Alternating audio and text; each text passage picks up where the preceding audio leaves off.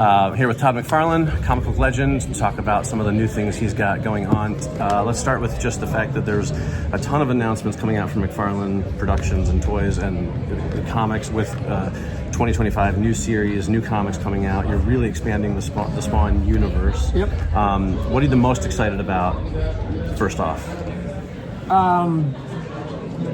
Simply put, on a creative end, just given enough space to some of the character so that we can tell their stories, right? I mean, again, for almost 25, 28 years, I mean, I had one book, right? And all these characters were coming in and out.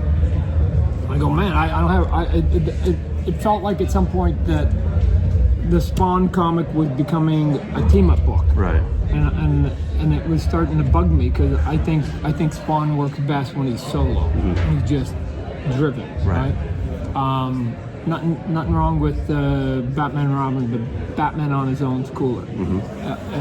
So I go, there's only one way we're going to be able to tell these stories, and we have to give them more pages elsewhere. Right. So I mean, Gunslinger, King Spawn, The Scourge came out, and then in the last year we've had 10, 12 titles, some ongoing, some miniseries, and then we're going to continue that in 2025. So just given space so that as time goes by, people will go, man, 20 years from now, all of that came from like that one oak tree called Spawn in 1992, right? It all begat, right?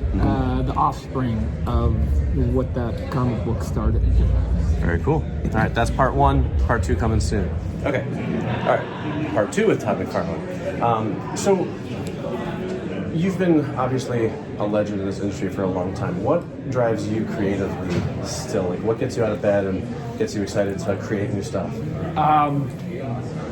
It's an interesting question. So I love my wife. Okay.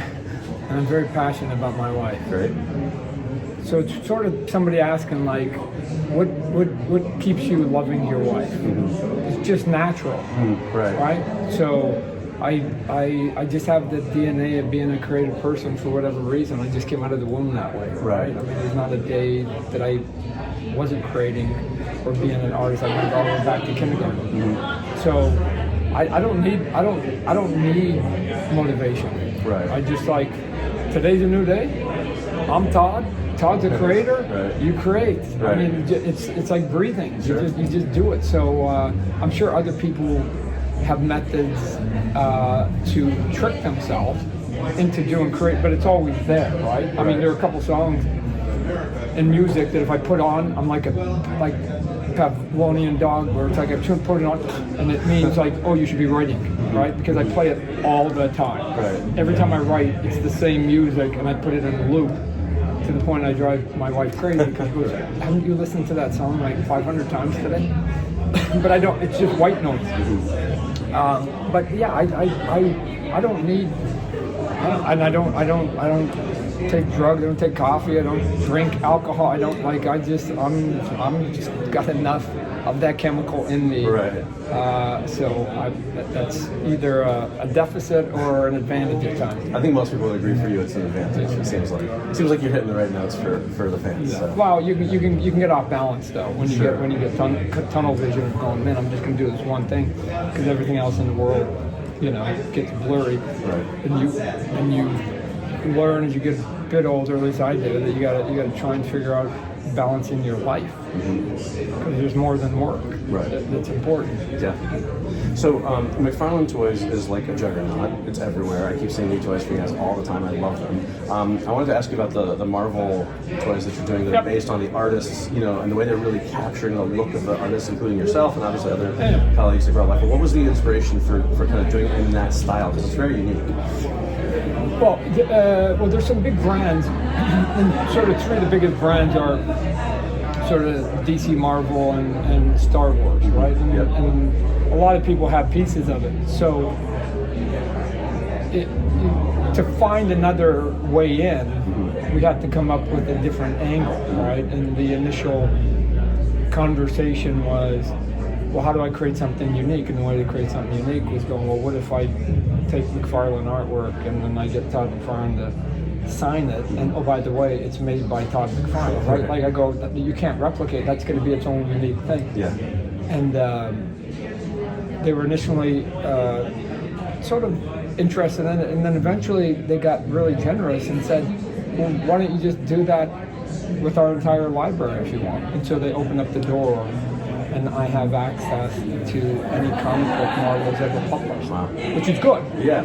Because then I was like going, oh, now this just isn't going to be a vanity project, you know, me doing my own artwork. I can now look at all the people who inspired me, all my peers when I was, you know, over at Marvel during that era, and then the new generation that's now coming on board and getting people excited. So, yeah, it's fun. The question is, how do you take literally hundreds of thousands of books and whittle them down to 25 toys a year? Right. So, I mean, yeah, it's off to a great start. Some of the most iconic covers in history, you know. I don't know that we'll, again, I've said, I don't know that we'll just stick with covers, because if we're going to pick an artist, then let's say somebody like Frank Miller, and we're going to do a Daredevil. Right. There may have actually been an image that he did inside that was like, wow, Right. like that's you know, we do collectibles, not actually. So, wow, look at that collectible, look at that sort of statue, that's the pose, right? And he didn't put it on, might not have put it on the cover. Sure. So That makes sense. Yeah. And then I saw in the press release also the Todd's Mods are coming out. Yep. Tell us a little more about that. One of the things you do in any business, you're trying to sort of create a variety of price points and size and scale, and to some extent appeal to different kinds of audiences, right? And so it's just us taking what we already do and then kind of having fun with it, right? Just getting goofy a little bit with it, right? So the mod stands for McFarlane's Outrageous Designs, right? So we just take stuff and then it's like putting it in Photoshop and stretching and pulling it like you're doing taffy pulls. Right. And they're only about this big. They're kind of fun to hold in your hand. Yeah. And they're at a reasonable price. So maybe it might strike the appeal of somebody who is a fan of, you know, first stuff we're coming out with is from DC Multiverse, that sort of like those characters but maybe aren't action figure collectors per se. Right, So, sure. right? Or it's just sort of a fun little thing maybe you might, you know, want to give as a stocking stuffer or something. I don't know. Right. Cool. Great. So when you are, you know, you have your finger in so many different pies. What's your day-to-day like? It's not just creating comics or just creating toys. Like, what do you have a routine, or is it just chaos? No, it's not chaos. It's whatever needs to get done today to meet the deadlines of whatever it is that we have. Right. So Tuesdays are usually mostly dedicated to the comic books, because that's when we got to go to the printers. Right. And that's when we put in all the lettering. I go over all the edit changes. We do any color corrections or any sort of Photoshop change. We put it together and we get it, you know, to the printers by the end of the day. Right. So a little bit of that is a little consistent, but everything else, especially on the toy front, just as the sculpts are getting done and the paints are getting done and the packaging is getting done, then it just gets dropped in front of me, and that may be, you know, 5 things in a day, it may be 20 things, and you just deal with whatever is there, right? And then whatever you're doing in, you know, video games or TV or, you know, entertainment or something like that. You just every day is kind of new. Right, I can imagine. Yeah. All right, last question. Yeah. We're here at New York Comic Con, of course, one of the biggest Comic Cons in the world. Yeah. And I know you're doing a It's the biggest signing. one in America, in North America. Right. North America. Right. For sure. And you know, what are your how much are you still getting like the fan interactions, new signings and stuff like that? Is that still something that, you know, you get excited about? Do you still like to meet the fans? Are they still you know, bringing you? Yeah. If anything,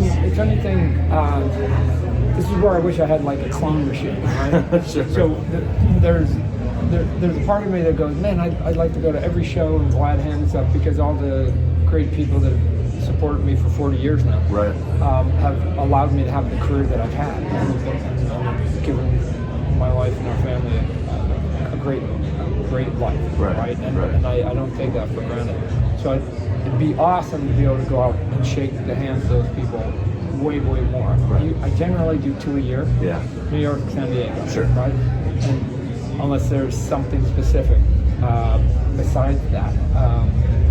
So if I could clone myself, I'd go, okay, Todd, you're going on a convention, you're going to stores Monday through Friday, and then you're going to conventions on the weekend, and just keep going. The other Todd's got to stay home and create, Right. and do what he does, because the reason those people are excited in the first place is because you put something on paper or plastic or somewhere else, right? And so the content is still, at the end of the day, the king, right? That we have, over the course of 30, 40 years, basically spawned millions of fans.